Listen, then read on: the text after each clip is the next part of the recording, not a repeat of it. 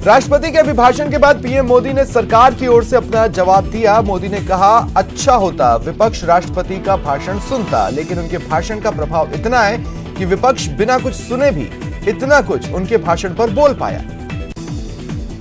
PM Modi ने संबोधन में कहा, देश अब आजादी के 75वें वर्ष में प्रवेश कर रहा है। ऐसे में हर किसी का ध्यान देश की ओर कुछ करने के लिए होना चाहिए।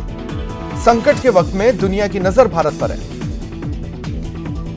इस दौरान पीएम मोदी ने मैथिली शरण गुप्त की कविता अवसर तेरे लिए खड़ा है फिर भी तू चुपचाप पड़ा है सदन में पढ़ी। पीएम ने कहा, 21वीं सदी में वो जरूर लिखते कि अरे भारत आत्मनिर्भरता के पथ पर दौड़। पीएम ने किसानों को भरोसा दिलाया, एमएसपी है, था, रहेगा। मंडियों को मजबूत किया जा रहा है। किसानों की आय बढ़ाने के लिए दूसरे उपाय पर बल दिया जा रहा है। और पीएम के बयान पर राकेश टिकैत ने टिप्पणी की, कहा, भूख पर व्यापार नहीं होना चाहिए, ऐसा करने वालों को बाहर निकाल दिया जाएगा।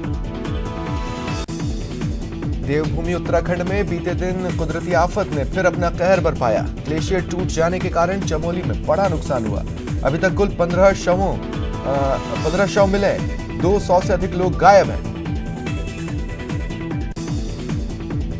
रेस्क्यू में जुटी आईटीबीपी की टीम के मुताबिक एक सुरंग में करीब 30 लोग फंसे हैं। 300 जवानों को टनल साफ करने में लगाया गया है। उत्तराखंड पुलिस के मुताबिक प्राकृतिक आपदा से बहुत हद तक निपट चुके हैं। लगभग 202 लापता लोगों में से लगातार लोग रिपोर्ट कर रहे हैं। तपोवन के छोटे टनल से रेस्क्यू कर 12 लोगों को सही सलामत बचाया गया। दूसरे टनल के मलबे को निकाला जा रहा है। उत्तराखंड में तबाही को देखते हुए यूपी और बिहार में गंगा किनारे के सभी जिलों को हाई अलर्ट पर रखा गया है। आपदा पर कांग्रेस नेता राहुल गांधी ने ट्वीट किया, लिखा, पूरा देश उत्तराखंड के साथ है। इस समय सबसे जरूरी है आने वाले कुछ दिन राहत कार्य में कोई बाधा ना आए। पूरे दिल से प्रभावितों के साथ हूं और आपकी सुरक्षा की कामना करता हूं।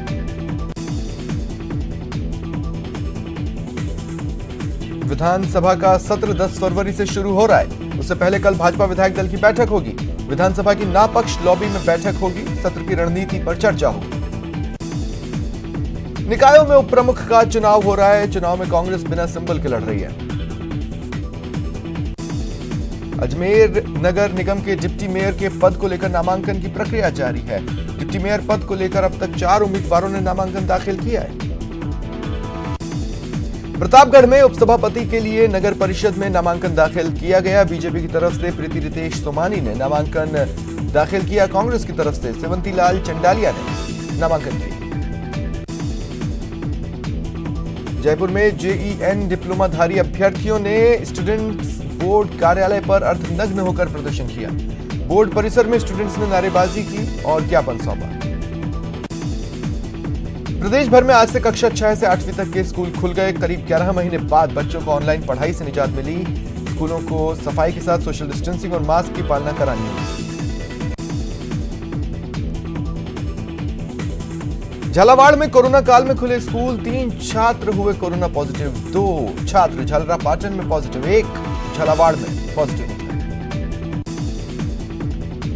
देश में अब तक लगभग 55% हेल्थ केयर वर्कर्स का टीकाकरण किया गया है, जबकि 5% फ्रंटलाइन वर्कर्स को कोविड की वैक्सीन लगाई गई। पाली में आबकारी विभाग की टीम ने बड़ी कार्रवाई की। शराब से भरे कंटेनर को जब्त किया। 1100 कार्टन अंग्रेजी शराब मिली। बीकानेर की महाजन फील्ड फायरिंग रेंज में आज से 21 फरवरी तक यूएस आर्मी और इंडियन आर्मी का संयुक्त युद्धाभ्यास है। इसके लिए 270 अमेरिकी सैनिक पहुंचे।